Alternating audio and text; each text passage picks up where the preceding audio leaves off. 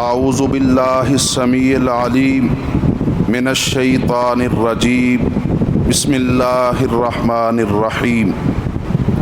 قل ان صلاتی و نسکی و محیای و مماتی للہ رب العالمین۔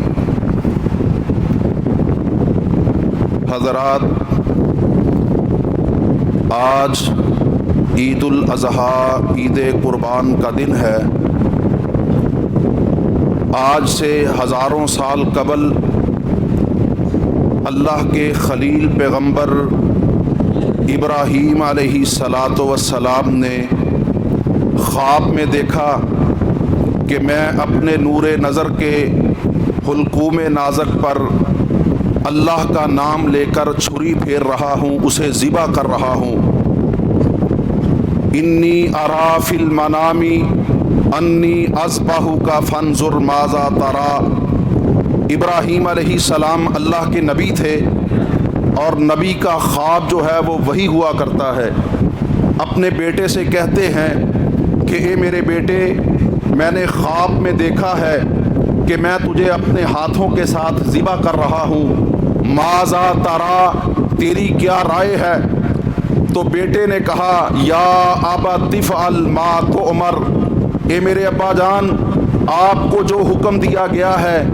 آپ اس کو بجا لائیں۔ ستجدونی ان شاء اللہ من الصابرین، اگر اللہ نے چاہا تو آپ مجھے صابرین میں سے پائیں گے۔ میرے محترم بھائیوں، آج بھی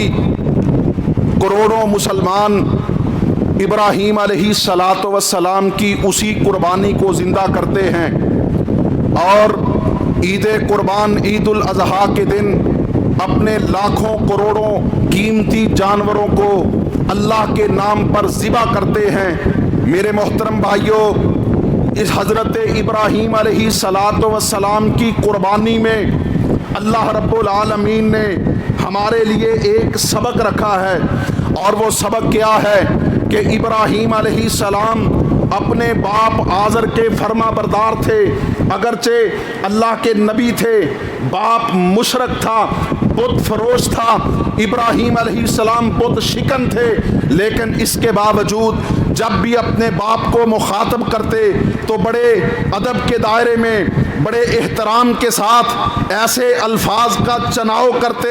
کہ آج بھی اللہ رب العالمین نے ابراہیم علیہ الصلاۃ والسلام کے ان الفاظ کو اپنی کتاب قرآن مجید میں محفوظ کیا ہوا ہے۔ میرے محترم بھائیوں، ابراہیم علیہ السلام اپنے باپ کے فرما بردار تھے، تو اللہ رب العالمین نے ایسا ہی فرما بردار، صابر اور شاکر بیٹا عطا کیا۔ اللہ رب العالمین نے ان دونوں کی قربانی کو قبول فرمایا اور جنت سے ایک ذبیحہ عطا فرمایا جسے اللہ کے نام پر ذبح کیا گیا۔ میرے محترم بھائیوں، جہاں پر اس بات کی طرف ہمیں توجہ دلائی جاتی ہے کہ باپ اور بیٹا یہ اتنا مقدس رشتہ ہے، اللہ اکبر کبیرہ، کہ بیٹا کتنا بھی بڑا عہدے دار ہو جائے، کتنا بھی بڑا مالدار ہو جائے، اسے ہمیشہ چاہیے کہ وہ اپنے والدین کا فرما بردار رہے۔ اور اللہ کی قسم ہے،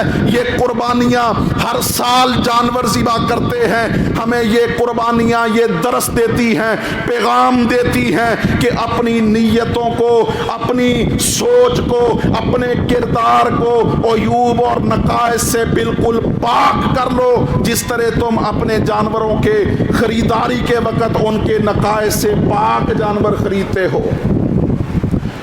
میرے محترم بھائیوں، آخری اور توجہ طلب بات یہ ہے کہ آج کے دن ایک شخص کروڑوں روپے اللہ کے راستے میں صدقہ کر دے، اور ایک شخص ہے وہ اپنی استطاعت کے مطابق جانور خرید کے اسے اللہ کے راستے میں قربان کر دے۔ وہ کروڑوں روپے خرچ کرنے والا شخص اس قربانی کرنے والے کے اجر کو نہیں پا سکتا۔ لیکن میرے محترم بھائیوں، آج اللہ رب العالمین نے ہمیں وسعت بھی عطا کی ہے، مال کی فراوانی بھی ہے، لوگ ایک سے زائد بھی قربانیاں کرتے ہیں۔ تو میں یہاں پر ایک اور اہم بات کی طرف توجہ دلانا چاہتا ہوں، وہ یہ ہے کہ جیسے ایک قربانی پورے گھر والوں کی طرف سے کفایت کر جاتی ہے، لیکن اس کے باوجود اگر اللہ نے وسعت دی ہے تو گنجائش موجود ہے کہ ایک سے زیادہ قربانیاں کی جا سکتی ہیں، کیونکہ اللہ کے نبی نے 100 اونٹ بھی